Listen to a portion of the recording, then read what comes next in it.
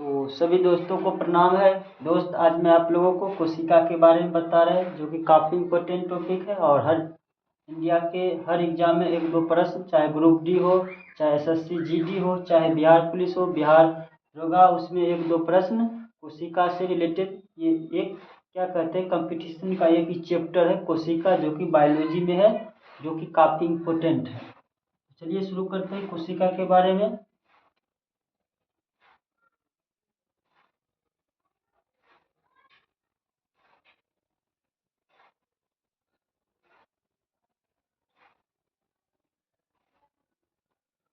देखिए, कोशिका कहने का मतलब है किसी भी जीव के संरचनात्मक संरचना को भी बनाता है और क्रिया भी करते हैं, यानी भोजन को भी पचाते हैं और क्या करते हैं, आकार भी बनाते हैं। तो हमारे पृथ्वी पर कोई भी जीव है उसमें कोशिका रहेगा, चाहे एक कोशिकीय है चाहे बहुकोशिकीय है। ठीक, हमारे शरीर मान लीजिए मनुष्य है चाहे जंतु है, इस प्रकार कोशिका, ये कोशिका विभाजन होकर दूसरी कोशिका, फिर ये विभाजन करेगा तीसरी, फिर इस प्रकार से मतलब बहुत सारे कोशिका है। इसको देखने के लिए हम माइक्रोस्कोप की जरूरत पड़ता है, जो डॉक्टर वगैरह के पास रहते हैं इसको देखने के लिए। ठीक, तो कोशिका है। तो पृथ्वी मान लीजिए जीव की सबसे छोटी इकाई क्या है, तो कोशिका। अगर पूछेगा जीवों की, किसी भी जीव की सबसे छोटी इकाई क्या है, तो कोशिका है। ठीक, कोशिका के बगैर जीवन संभव नहीं है। ठीक, मान लेते हैं किसी भी हम जीव को काट देते हैं, तो क्या वो जीव तुरंत मर जाता है? नहीं मरता है, क्योंकि उसका कोशिका कुछ देर तक, यानी कुछ मिनटों तक, हम कह सकते हैं 2 से 4 मिनट तक उसका कोशिका जीवित रहता है। देखते हुए किसी भी जीव को काटते हैं तो जीव कुछ देर के बाद भी उसका मांस क्या करते हैं, यानी धड़कन के समान उसका धड़कन रहता है उसके शरीर में। क्यों? ताकि उसका कोशिका मृत नहीं हुआ है। ठीक, आँख भी एक प्रकार क्या है, कोशिका है। देखते रहो तो बहुत देर तक वो जीव मृत्यु होने के बाद भी क्या करते, देखते रहते, आखिर वो कोशिका उसका कुछ जीवित है। तो कोशिका बहुत ही शरीर का हेल्पफुल है। तो चलिए आज हम कोशिका के बारे में। कोशिका किसी भी जीव को संरचना भी देगा और क्रिया भी करेगा, यानी काम भी करेगा और आकार भी देगा। देख लीजिए, कोशिका के बारे में हम सबसे पहले क्या बताएंगे, कोशिका की खोज किसने किया? आप याद रखेंगे, कोशिका की खोज किसने किया? खोज याद रखेंगे, रॉबर्ट, क्या याद रखेंगे, रॉबर्ट हुक ने किया था। ठीक, कोशिका की खोज किसने किया? रॉबर्ट हुक ने किया था। अब मान लीजिए कि कोशिका की खोज किसने किया? रॉबर्ट हुक ने किया। अगर हम किसी भी चीज़ को, छोटे चीज अगर याद करने के लिए कहें, किसी भी छोटे चीज़ को क्या करते हैं, हुक या चिमटा की मदद से हम क्या करते हैं, उसको पकड़ लेते हैं। इसी के माध्यम से हुक यानी रॉबर्ट हुक कोशिका को क्या किया है, खोज किया है। ठीक, यानी कोशिका का जनक कौन है? तो रॉबर्ट हुक। ठीक, ये मृत कोशिका की खोज किया था। ठीक, क्या मृत कोशिका की खोज किसने किया? Robert Hooke. दूसरा याद रखेंगे, मृत कोशिका की खोज किया तो याद रखेंगे रॉबर्ट हुक कोशिका की खोज किया था, और कोशिका का जनक भी इसे ही माना जाता है। ये कब किया था? तो याद रखेंगे 1665 ईस्वी में किया था। कब? 1665 ईस्वी में किया था। दूसरा याद रखेंगे, जीवित कोशिका, जीवित, ये मृत कोशिका की जीवित यानी लाइफ, लाइफ यानी जीवन, यानी जीवित, जीवित कोशिका की खोज किसने किया? तो याद रखेंगे उसका नाम है ल्यूवेनहॉक।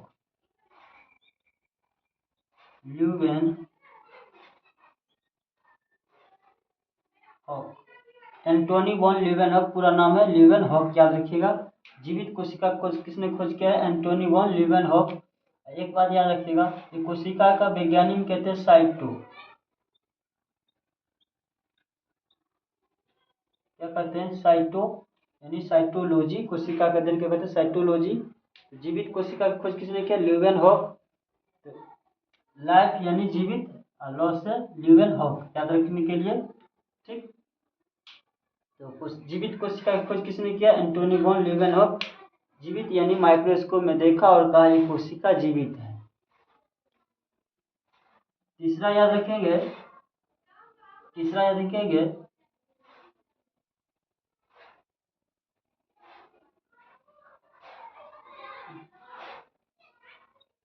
स्लाइडेन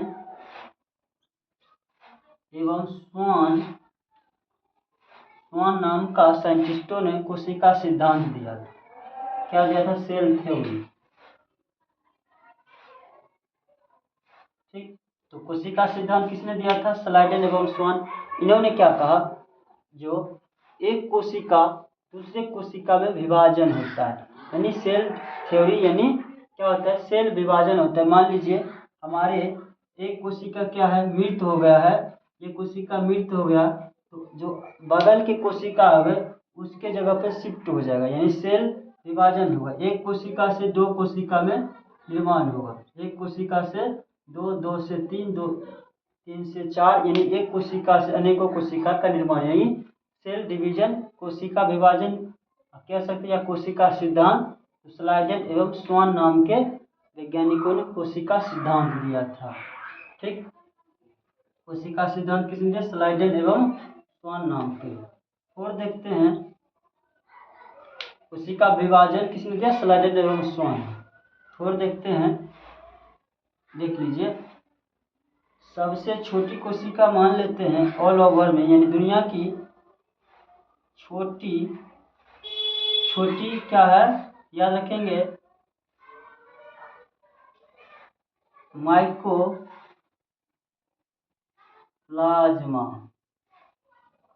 क्या रखेंगे? माइकोप्लाज्मा। ठीक, ये ऑल ओवर में सबसे छोटी कोशिका है। मनुष्य की नहीं बात करें, ऑल ओवर ये जीवाणु है एक प्रकार के, तो माइकोप्लाज्मा याद रखेंगे। क्या याद रखेंगे? माइकोप्लाज्मा सबसे छोटी कोशिका है। ठीक, ऑल ओवर में सबसे छोटी कोशिका। ये मान लीजिए सरसों के जो पुष्प होता है उसमें जो एक क्या रहता है, उसका जो फल होता है गोट, जिसको क्या कहते हैं? सरसों, उस प्रकार के माइकोप्लाज्मा आकार होता है। ठीक, और सबसे बड़ी देखेंगे, बड़ी कोशिका देखेंगे, ये है, क्या है? शुतुर मुर्गा का अंडा। क्या है? अंडा। ठीक, तो ये है तरबूज, जिसको कहते हैं, एक मान लीजिए एक बटखरे पे तरबूज और एक बटखरे पे, यानी एक तराजू के क्या सिंगल पे क्या सकते हैं हम, क्या रख सकते हैं? अंडे को, और एक सिंगल तराजू पे शुतुरमुर्ग का अंडा, तो दोनों बराबर, यानी कह सकते हैं तरबूज के आकार के होते हैं, तरबूज के बराबर में ये शुतुरमुर्ग का अंडा होता है। ये ऑल ओवर में, यानी दुनिया की सबसे छोटी कोशिका और दुनिया की सबसे बड़ी कोशिका। ठीक, तो याद रखिएगा। एक और आता है एक छठे आता है जो सबसे लंबी कोशिका, यानी सबसे लंबी कोशिका। ठीक, तो ये दुनिया की सबसे छोटी कोशिका माइक्रोप्लाज्मा और सबसे बड़ी कोशिका शुतुरमुर्ग का अंडा। ठीक, अब मनुष्य की बात कर लेते हैं। मनुष्य में देख लीजिए, मनुष्य में देख लीजिए, मनुष्य में सबसे छोटी कोशिका की बात करेंगे, छोटी कोशिका की बात करेंगे, छोटी कोशिका की बात करेंगे तो याद रखेंगे, यानी मनुष्य की छोटी कोशिका याद रखेंगे,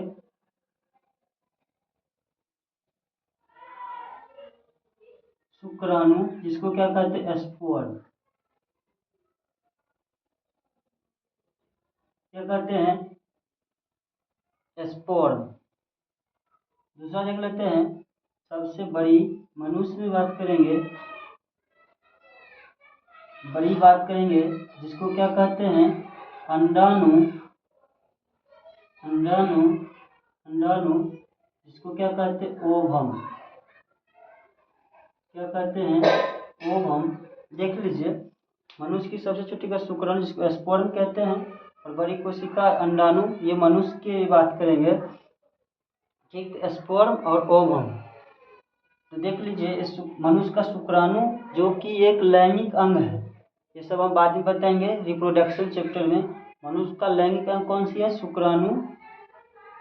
ठीक, शुक्राणु कहाँ निर्माण होता है? विरेचन में, वही लैंगिक अंग है, वो बाद में बताएंगे रिप्रोडक्शन में।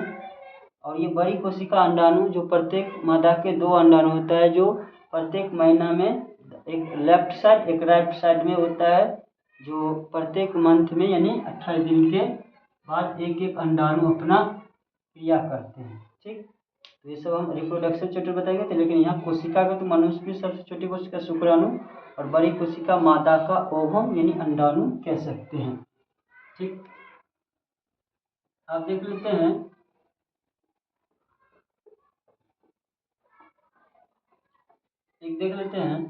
इधर से थोड़ा देख लेते हैं। कोशिका में देख लीजिए सबसे बड़ी कोशिका कौन है, शुतुरमुर्ग का अंडा। ठीक, और सबसे लंबी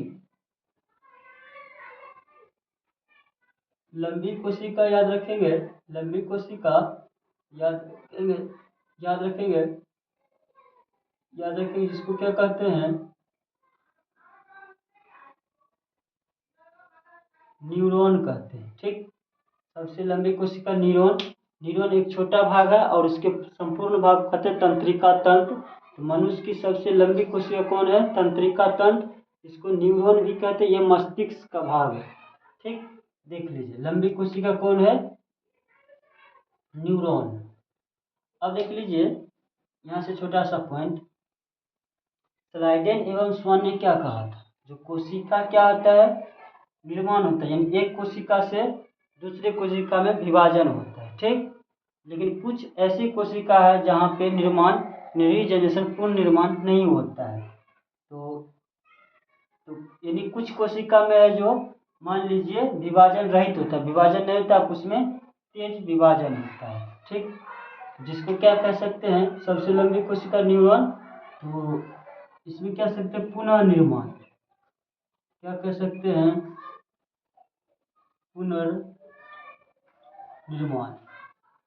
पुनर्निर्माण में एक को देख लेते हैं। देख लीजिए न्यूरॉन यानी ये मस्तिष्क का भाग है। मस्तिष्क का भी 3 गो भाग होता है, एक होता है मध्य मस्तिष्क, बाह्य मस्तिष्क, आंतरिक मस्तिष्क, जिसको क्या कहते हैं, कुछ जो भाग होते हैं जैसे सेरिब्रम जो दिमाग को बुद्धि विकास चतुराई में विकास करता है, जिससे सेरिबेलम कहते हैं, मस्तिष्क के बारे में बताएंगे। एक होता है हाइपोथैलेमस जो तापमान को नियंत्रण करता है, और एक होता है सेरिबेलम जो हमारे शरीर को संतुलन में रखते हैं। मान लीजिए संतुलन करने का मतलब, मान लीजिए कोई क्या होता है, कोई लड़का या मान लीजिए मनुष्य शराब पी के आ गया है, तो शराब यानी हमारे शरीर को कंट्रोल कर रहा है, जो भाई हम पिए हुए हैं और मुझे गलत नहीं करना है, और एक मन कह रहा है जो चलो उससे झगड़ते हैं, उससे लड़ाई करते हैं, उसने मुझे ऐसा किया। यानी पिएंगे तो हर चीज़ याद आता है, नेगेटिव पॉजिटिव, तो ये हमारे शरीर को कहता है हम गलत करें, संतुलन कर रहा है कौन, तो सेरिबेलम, शरीर को संतुलन करने का काम सेरिबेलम। शरीर में जो मेमोरी जिसको कहते हैं, जो जिसमें जितना डालो उतना अधिक से अधिक डालो यूज करते हैं, उसको सेरिबेलम कहते हैं। हाइपोथैलेमस यानी ताप को नियंत्रण करना, जो तापमान जैसे भूलने का शक्ति, याद करने का शक्ति, ठीक वही नियंत्रण करता है। देख लीजिए पुनर्निर्माण में न्यूरॉन जैसे मान लीजिए इसमें सेल डिवीजन नहीं होता है। मान लीजिए हमने यहाँ पे मान लीजिए हमें कोई मार दिया तो फूट गया तो खून ब्लड निकल गया तो हमें कोई प्रॉब्लम नहीं। यहाँ पे मान लीजिए फोड़ दिया, ब्लड निकल गया, काट दिया तो कोई दिक्कत नहीं। ठीक, अगर मान लीजिए हुमच के यहाँ पे मार दिया, क्या हुआ, हमारा न्यूरॉन यानी तंत्रिका तंत्र टूट गया तो वो विभाजन नहीं होगा। ठीक, तो आपसे पूछा जाता है क्वेश्चन, ऐसी कौन सी कोशिका है जो विभाजन उसमें नहीं होता है, विभाजन रहित होता है। क्या याद रखेंगे, विभाजन रहित होता है, विभाजन रहित कौन सी कोशिका होता है, तो न्यूरॉन। विभाजन रहित कौन सी कोशिका होता है, तो न्यूरॉन। क्या याद रखेंगे, न्यूरॉन। ठीक, ये विभाजन नहीं होता है, इसीलिए पुलिस कहता है कि आज भाई हेलमेट लगा के बाइक चलाओ। ठीक, अगर ये न्यूरॉन टूट गया तो दोबारा क्या हुआ, ये नहीं होगा। और क्या होगा, हम ये अगर मान लीजिए न्यूरॉन टूट गया तो समझो दुनिया से भी छूट गया। तो न्यूरॉन बहुत ही इम्पोर्टेंट है। इसके लिए हम क्या है, बाइक चलाते वक्त हमें हेलमेट सेफ्टी लेकर जरूरी है। यही अगर टूट गया तो क्या हुआ, छूट गया, यानी दुनिया से छूट गया, तो न्यूरॉन टूट जाता है। तो ये इसमें पूछेगा कौन सा कोशिका विभाजन रहित तथा विभाजन सेल डिवीजन नहीं होता, तो न्यूरॉन की कोशिका। अब देखते हैं कुछ आता है तेज विभाजन। तेज विभाजन, तेज विभाजन, तेज विभाजन किसमें होता है, याद रखेंगे किसमें होता है, लीवर। क्या होता है, लीवर, यानी क्या कहते हैं, यकृत कहते हैं। क्या कहते हैं, यकृत कहते हैं। तो देख लीजिए, कहने का मतलब है, मान लीजिए कोई भी क्या होते हैं, डाकू चाहे बदमाश हो, क्या करते हैं, किसी व्यक्ति को मान लीजिए कहता है उसको क्या करते हैं, छुरा मार दिए हैं। तो छुरा मार दिए हैं तो मान लीजिए अगर वो लेफ्ट साइड में मार दिया है तो ठीक है, लेफ्ट साइड में क्या रहता है, राइट साइड में यानी रहता है क्या, यकृत रहता है। राइट साइड में यकृत रहता है, अगर उसमें यकृत में लग गया छुरा तो उसको बचने का क्या है, बच सकता है, क्योंकि यकृत में मार दिया है तो यकृत कोशिका विभाजन यानी क्या कर सकते, हॉस्पिटल जाके उसके ठीक हो सकता है, यानी नए कोशिका बन सकता है। अब मान लीजिए लेफ्ट में यानी मार दिया तो उसमें स्प्लीन होता है, वो अगर उस साइड में मार दिया तो समझो व्यक्ति चल गया है। तो देखते हैं किसी व्यक्ति को, अगर पहले मान लेते हैं किसी व्यक्ति को छुरा मार दिया या गोली मार दिया तो हम देखेंगे किस साइड में लगा हुआ। अगर मान लीजिए लेफ्ट साइड में लग गया है तो खत्म है, और राइट साइड में है यकृत, अगर उसमें लगा हुआ है तो उसमें बचने का चांस है, क्योंकि यकृत तेज विभाजन होता है। तो किसी भी व्यक्ति को अगर कहिएगा छुरा मारना है तो राइट साइड में मारे ताकि वो क्या हो, बच जाए। ठीक, जो कहे वो अपने से खुद से मार लो, राइट साइड में है, बचने का उम्मीद है। तो आशा करते हैं समझ में आ गए होंगे। तेज विभाजन यकृत, विभाजन रहित न्यूरॉन, न्यूरॉन जो सबसे मनुष्य की सबसे लंबी कोशिका तंत्रिका तंत्र। ठीक, एक बात भी याद रखिएगा।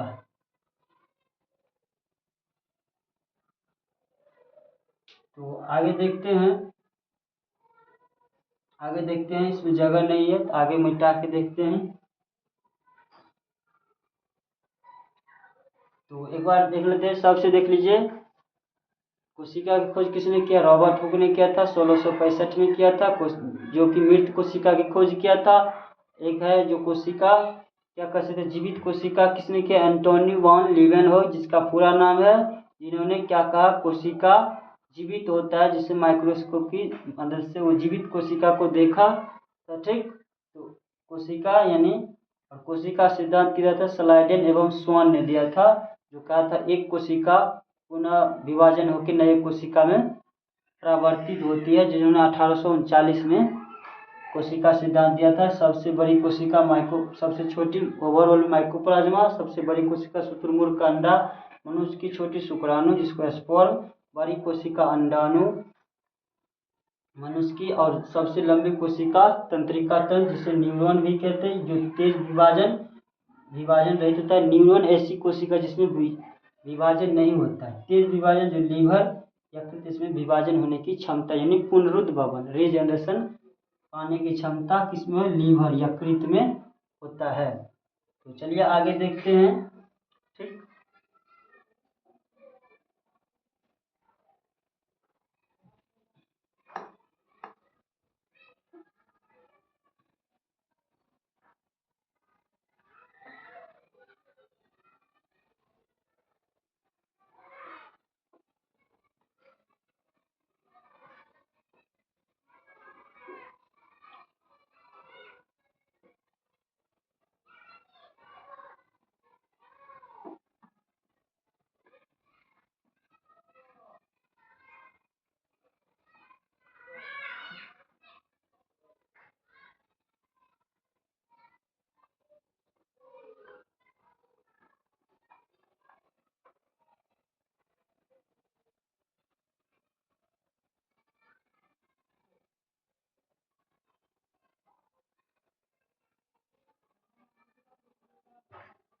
चलिए देखते हैं। अब अगला टॉपिक इसी में कोशिका में देख लेते हैं। अगला क्या है? कोशिका कोशिका कोशिका झिल्ली। अगला क्या है? कोशिका झिल्ली। कोशिका के रिलेटेड आज हम बताएंगे और आगे वीडियो में बताएंगे। ठीक,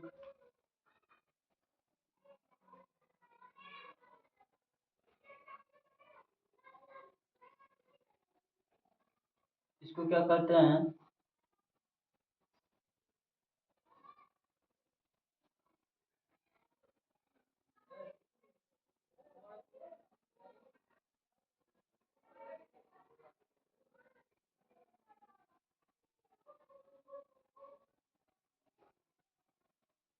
कोशिका झिल्ली, इसको क्या कहते हैं? Cell membrane.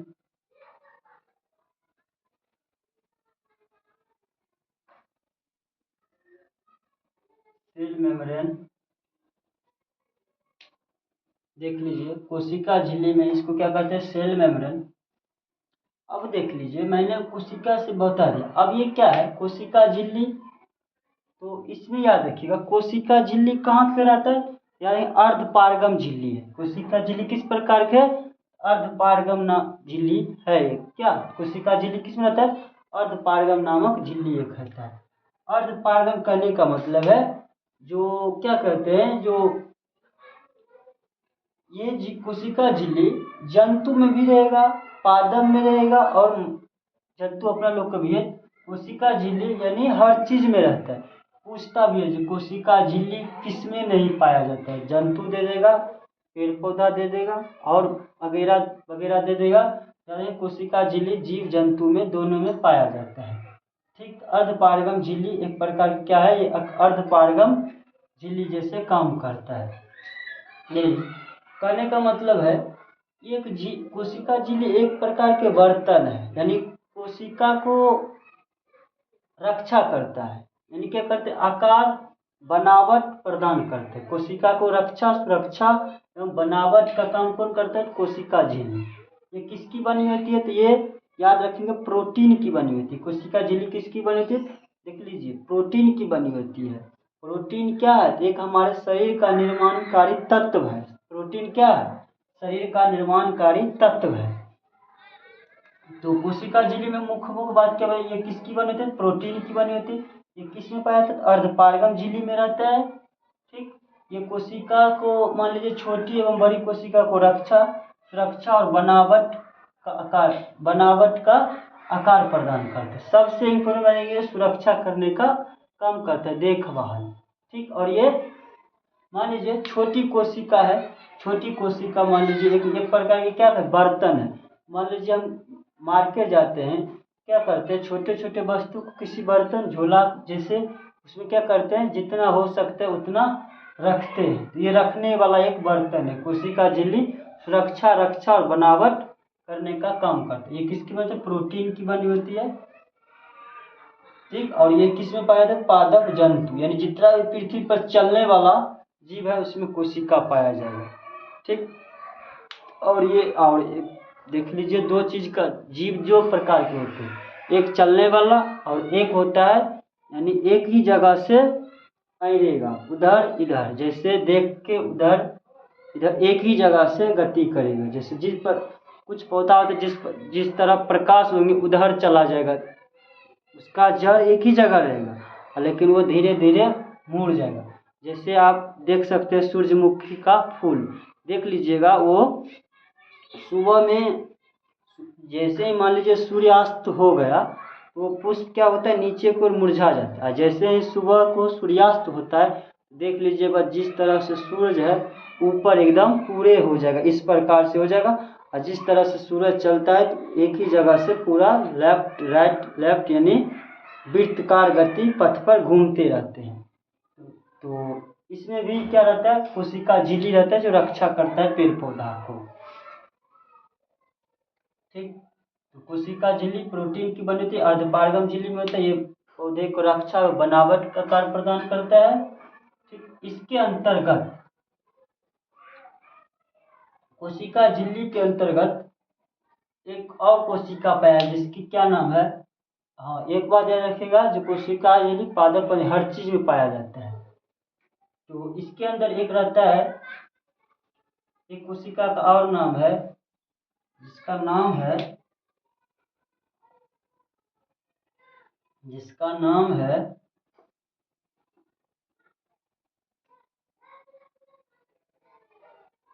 जिसका नाम है जिसका नाम है यह अर्धपारगम झिल्ली। अर्धपारगम झिल्ली है और इसके अंतर्गत माइटोकॉन्ड्रिया होते हैं। क्या होते हैं? माइटोकॉन्ड्रिया। क्या याद रखें? माइटोकॉन्ड्रिया। तो ये अर्धपारगम झिल्ली हो गया, जो किसकी बनती है? प्रोटीन की बनती है। अर्धपारगम झिल्ली में होता है, ये सुरक्षा प्रदान करने का काम करता है। ठीक, ये पौधा और जंतु हर चीज में कोशिका झिल्ली पाया जाएगा, सेल मेम्ब्रेन। इसको क्या कहते हैं? माइटोकॉन्ड्रिया। क्या कह सकते हैं? माइटोकॉन्ड्रिया। देख लीजिए माइटोकॉन्ड्रिया। तो अब तो याद रखेंगे, माइटोकॉन्ड्रिया के अंदर कौन सी शोषण होता है? ऑक्सी शोषण होता है। ये हमारे महत्वपूर्ण है, ये शोषण के लिए इसका बहुत ही जिम्मेदार है। यानी क्या कर सकते हैं? ऑक्सी शोषण कौन करता है? माइटोकॉन्ड्रिया। ऑक्सी शोषण जैसे ही माइटोकॉन्ड्रिया करते हैं, ठीक, माइटोकॉन्ड्रिया करते हैं, इसमें एक क्रेब्स चक्र होने लगता है। क्रेब्स चक्र यानी क्रेब्स साइकिल किसको कहते हैं? इसके अंदर क्या होने लगता है? क्रेब्स चक्र। क्रेब्स चक्र यानी साइकिल जिसको कहते हैं, क्रेब्स चक्र शुरू होता है। ठीक, क्रेब्स चक्र। उसके फलस्वरूप इसमें क्रेब्स चक्र जैसे ही शुरू होगा, माइटोकॉन्ड्रिया ऑक्सी शोषण करते हैं, उसके अंदर क्रेब्स चक्र होता है। क्रेब्स चक्र की खोज किसने किया? याद रखें, क्रेब्स नामक साइंटिस्ट महापुरुषों ने किया था। इसके अंतर्गत क्रेब्स चक्र जैसे ही शुरू होता है, इसमें 38 एटीपी ऊर्जा का निर्माण होने लगता है, जिसको फुल फॉर्म में कई बार पूछा गया। एटीपी का फुल फॉर्म क्या? Adeno triphosphate. ठीक, तो इसमें 38 एटीपी ऊर्जा का निर्माण होने लगता है।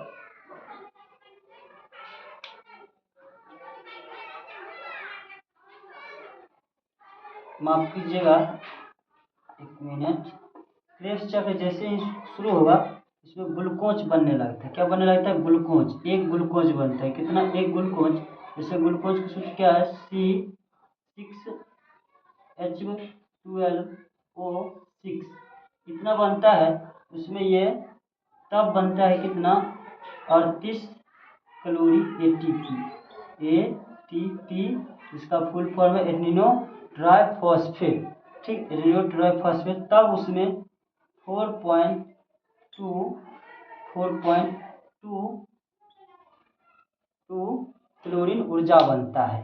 ठीक, तो याद रखेंगे, ऑक्सीजन के फसल क्रेब्स चक्र होता है। क्रेब्स चक्र जब शुरू होता है, एक ग्लूकोज बनता है जिसका सूत्र होता है C2H2OOH, C6H12O6।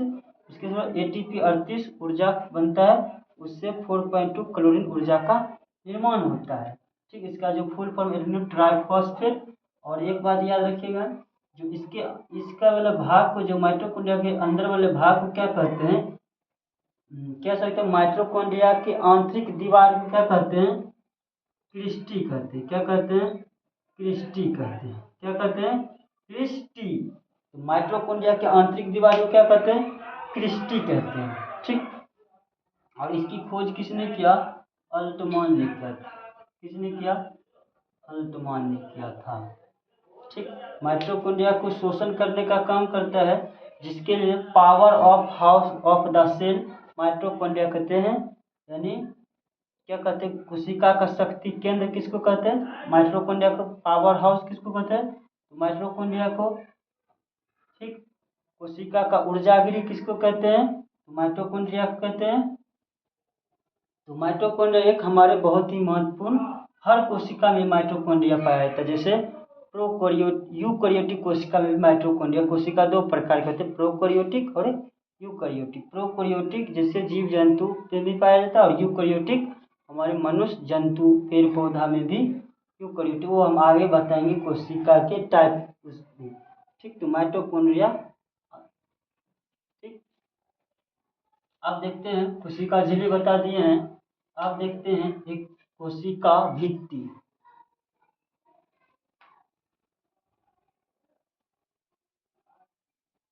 कोशिका भित्ति,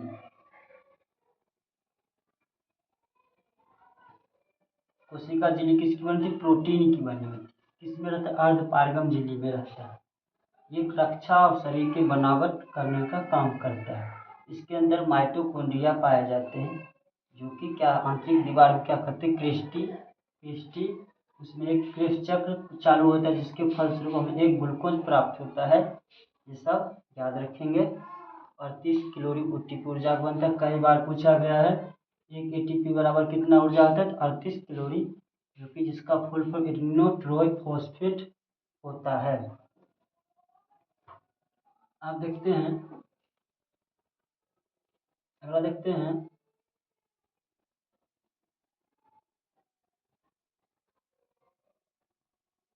कोशिका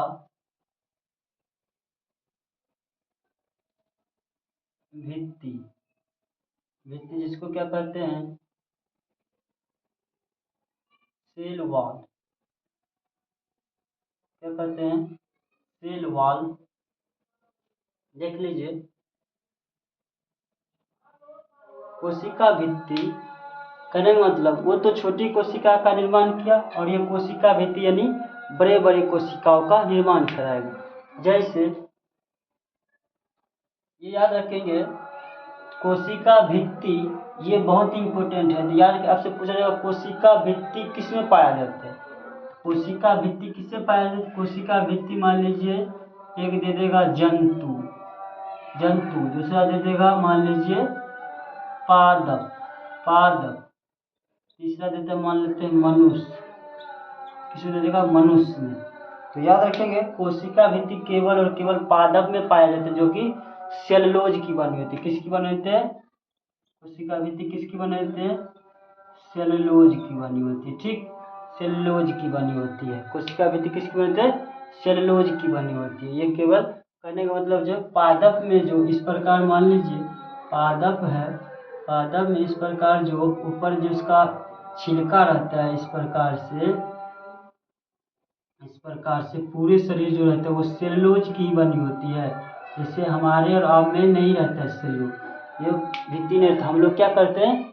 कपड़ा पहन, मान लीजिए हम लोग भी एक जंतु ही है, लेकिन जंतु में कोशिका भित्ति नहीं पाई जाती है, केवल और केवल पादप में पाए जाते हैं। तो देख लीजिए, मान लीजिए हमारा कपड़ा भी किसका है? पादप का ही बना होता है।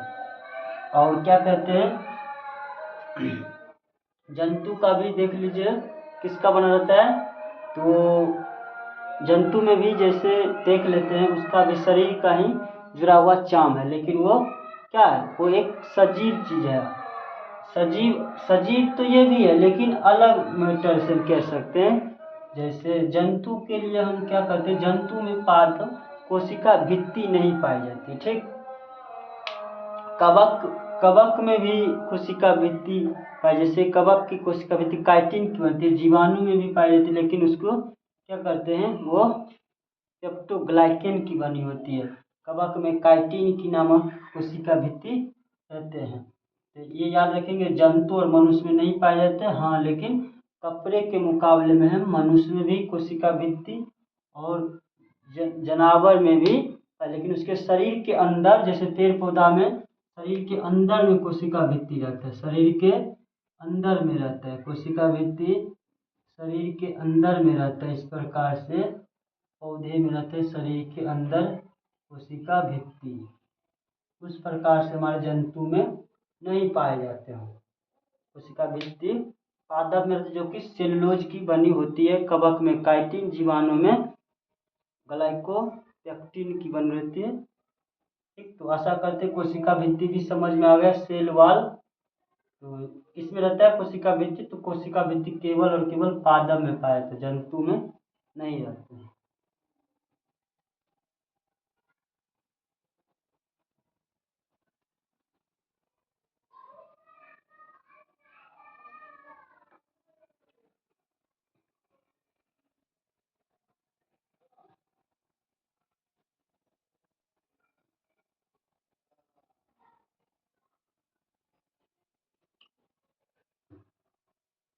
अब देखते हैं कोशिका भित्ति के बाद आगे आ जाता है राइबोसोम। याद रखेंगे राइबोसोम को, राइबोसोम करने का मतलब रॉबिन्स नाम के साइंटिस्ट ने किया था, जिसे प्रोटीन का हम फैक्ट्री भी कहते हैं। प्रोटीन का फैक्ट्री किसको कहते हैं, प्रोटीन की फैक्ट्री किसको कहते हैं, तो राइबोसोम को कहते हैं। प्रोटीन की फैक्ट्री राइबोसोम कहते हैं। रॉबिन्स नाम की वैज्ञानिक क्या, प्रोटीन दो प्रकार के होते हैं, राइबो एक 70 प्रकार प्रोटीन की फैक्ट्री राइबोसोम कहते हैं। राइबोसोम दो प्रकार के होते हैं, एक को कहते हैं 70 प्रकार के, एक को कहते हैं 80 प्रकार के। 70 प्रकार के हम ये प्रोकैरियोटिक कोशिका में पाया था, और यूकैरियोटिक कोशिका में 80 यानी जितना भी जंतु उच्च वर्ग के है उसमें 80 प्रकार के राइबोसोम पाए जाते हैं, निम्न वर्ग वाले में 70 प्रकार के पाए जाते हैं। तो प्रोटीन की फैक्ट्री राइबोसोम कहते हैं, जिसको रॉबिन्स नाम के महापुरुष ने खोज किया था। अगला आता है गाल्जी बॉडी। क्या कहते हैं, गाल्जी गाल्जी बॉडी। ठीक, तो गाल्जी बॉडी ये गाल्जी नामक कैमेल्डी गाल्जी ने किया था, इसी के नाम पे कैमेल्डी गाल्जी ने खोज किया था। ये जो है ये हर कोशिका का परिवहन करने का काम करता है, परिवहन करने का काम करता है। तो ये परिवहन करने का काम करता है कोशिका में। तो ये देख लीजिए कोई भी जीव है उसको परिवहन, जैसे क्या करते हैं मास्टर को क्या करते हैं उसको परिवहन को ऊर्जा कहाँ परिवहन करते हैं, यानी जीव में। कोई हम बोलते हैं कहाँ कि जीव की मदद से, चाहे आप लोग बोलते हैं किसके, जीव की मदद से। ये क्या है गाल्जी बॉडी ऊर्जा पर, जैसे एक मजदूर को कहाँ पे ऊर्जा प्रदान करेगा, जैसे मान लीजिए मजदूर को ऊर्जा कम कर हाथों में, ये ऊर्जा पहुँचाने का काम कौन करता है, गाल्जी बॉडी। ठीक, तो किसी भी जो भी मनुष्य जिस काम में रहता है वहाँ पे ऊर्जा, अगर ये मान लीजिए ऊर्जा ये अगर काम करना गाल्जी बॉडी काम किया बंद होगा, उसमें ऊर्जा का रिएक्शन नहीं होगा, नहीं जा पाएगा, तो आदमी लटवा के मूर्छित होके गिर जाएगा, तो ऊर्जा कम करना बंद कर देता है। ठीक, तो गाल्जी बॉडी का भी बहुत बड़ा योगदान है, ये ऊर्जा को पहुंचाने का काम करता है, जो कैमेल्डी गाल्जी ने खोज किया था। ठीक, इसे ही गाल्जी बॉडी को ही हम क्या कह सकते हैं, यातायात का प्रवर्धन भी कहते हैं। ठीक, एक होता है अंतःप्रद्रविका जालिका, अंता इसको क्या कह सकते हैं, अंता अंता प्रद्रव्य जालिका जालिका, इसको इंडी प्लांट रेटिकुलम भी कहते हैं। अंतःप्रद्रव्य जालिका ये क्या करता है, ये मान लीजिए हमारे कोशिका को सिकुड़ने से बचाता है। तो आपको एक बार क्वेश्चन भी पूछा गया है, अंतःप्रद्रविका जालिका का कारण क्या है, कि हमारे शरीर में कोशिका को चिपकने सिकुड़ने से रक्षा करता है। जैसे मान लीजिए हम घर में ही क्या करते हैं, इतना छड़ लगाते हैं, इतना जो हमारे घर में जो बैंड पिलर लगाते हैं, ताकि क्या हो मेरा घर गिरे नहीं, सिकुड़े नहीं, टूटे नहीं। ये अंतःप्रद्रव्य जालिका का काम है, जो यानी कंकालो हड्डी को क्या करे, एक जगह नहीं होने देते। मतलब हड्डी जैसे रीढ़ की हड्डी क्या है, हमारे शरीर में जो रीढ़ की हड्डी है उसको क्या है, जो यही अंतःप्रद्रव्य जालिका खींचे हुए हैं, बैंड के जैसे दिए हुए हैं, ताकि अगर मान लीजिए रीढ़ का हड्डी टूट गया तो क्या हुआ, हम लोग लीव जाए, वहाँ पे अंतःप्रद्रव्य जालिका टूट गया तो वहाँ पे काम नहीं कर रहा है। ठीक, अंतःप्रद्रव्य यानी क्या कर सकते हैं, कंकाल को सिकुड़ने से कौन रोकता है, सिकुड़ने से कौन बचाता है, अंतःप्रद्रव्य जालिका। यानी कंकाल यानी हड्डियों को समूह क्या कहते हैं, कंकाल कहते हैं। यही काम है कोशिका का। एक होता है लाइसोसोम, जिसको आत्महत्या की थैली भी कहते हैं। ठीक, तो लाइसोसोम के बारे में याद रखिए, एक ही पॉइंट ही रहता है, आत्महत्या की थैली किसको कहते हैं, तो लाइसोसोम को। और ये क्वेश्चन बिहार पुलिस में 2023 में सिवान डिस्ट्रिक्ट में पूछा भी गया है। जो आत्महत्या की थैली किसको कहते हैं, तो लाइसोसोम को कहते हैं। ठीक, तो आज मैंने आप लोगों को कोशिका के बारे में बता दिए। अगर वीडियो अच्छा लगे तो लाइक, चैनल को सब्सक्राइब कीजिएगा। धन्यवाद।